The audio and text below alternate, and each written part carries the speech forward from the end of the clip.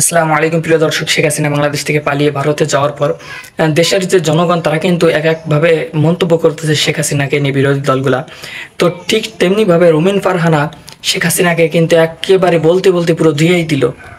এই রুমিন ফারহানাকে আবার একজন ছাত্রলীগ নেত্রী রুমিন ফারহানাকেও ধুয়ে দিল। তো প্রিয় দর্শক, খুবই মজার ভিডিও, আর শেষ পর্যন্ত দেখার অনুরোধ রইল। যাই হোক, তো কথা না বাড়িয়ে আমরা ভিডিওটা একটি লাইক দিয়ে স্ক্রিনে দেখে আসি।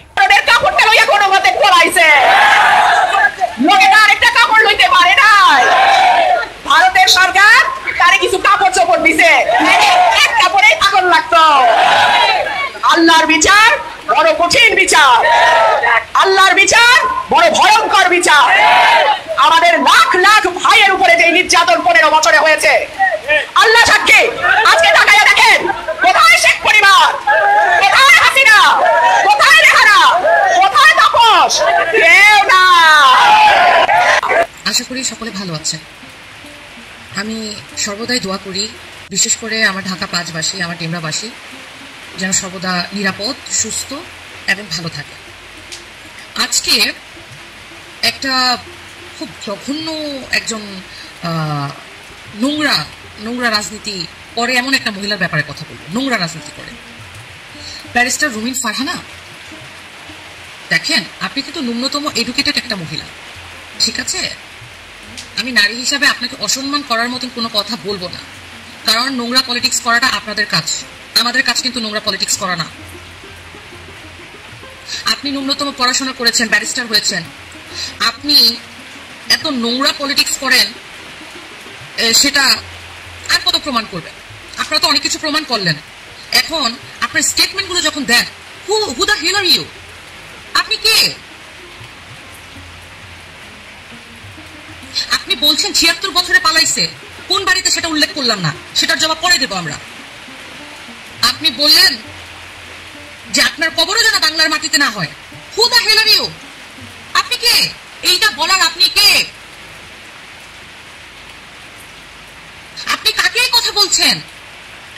কত পাঁচাটা রাজনীতি করবেন বলেন তো? আপনি একটা নারী হয়ে একটা নারীর বিরুদ্ধে, আপনিও একজন রাজনীতিবিদ, এটা আপনি ভুলে গেলে চলবে? আপনার ধিক্কার জানালাম আপনার স্টেটমেন্ট গুলো। আমি চাইনি আপনাকে নিয়ে কোনো কথা বলতে, কারণ কোনো নোংরা রাজনীতিবিদ যারা নোংরা রাজনীতির সাথে যুক্ত তাদেরকে নিয়ে আমি কথা বলতে চাই না।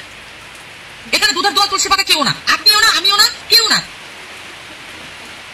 এই ধরনের স্টেটমেন্ট আপনাকে কতটুকু নিচে নামাচ্ছে সেটা একবার চিন্তা করে দেখবেন।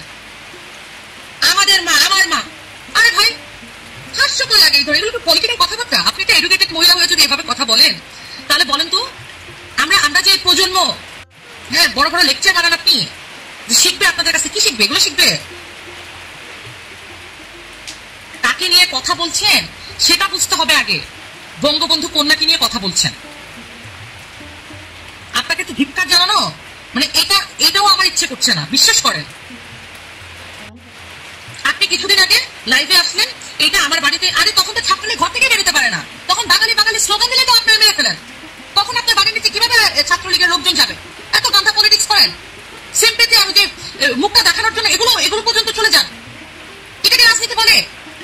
আমাদের পক্ষ দেবে নাই, আমরা সাধারণ কর্মী, আমরা কি রাজনীতি করি না? আশ্চর্য ব্যাপার। আপনি ডাক্তারের কাছে যান, আপনার ট্রিটমেন্ট প্রয়োজন। উত্তেজিত আমি হতে চাই নাই। ওনার স্টেটমেন্ট গুলো এতদিন আমি রিকভার করলাম, দেখলাম উনি যে লেটেস্ট একটা স্টেটমেন্ট দিয়েছে, এটা মানার মতো না। এগুলো কোন পলিটিক্স?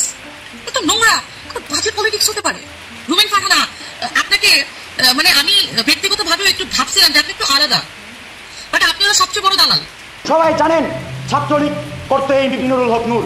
তুমি যখন বলতেছো যে 15 বছর বিএনপি কি করছে, অন্য রাজনৈতিক দল কি করছে, তুমি যে রুহানি পুত্র, তুমি যে বঙ্গভবনে যাইয়া শেখ হাসিনা। প্রিয় দর্শক, ভিডিওটা যদি ভালো লেগে থাকে অবশ্যই একটি লাইক দিবেন। আপনারা যদি এই চ্যানেল নতুন হয়ে থাকেন অবশ্যই চ্যানেলটি সাবস্ক্রাইব করেন। ভালো থাকবেন, সুস্থ থাকবেন, দেখা হবে অন্য কোনো ভিডিওতে। আসসালামু আলাইকুম রহমতুল্লাহ।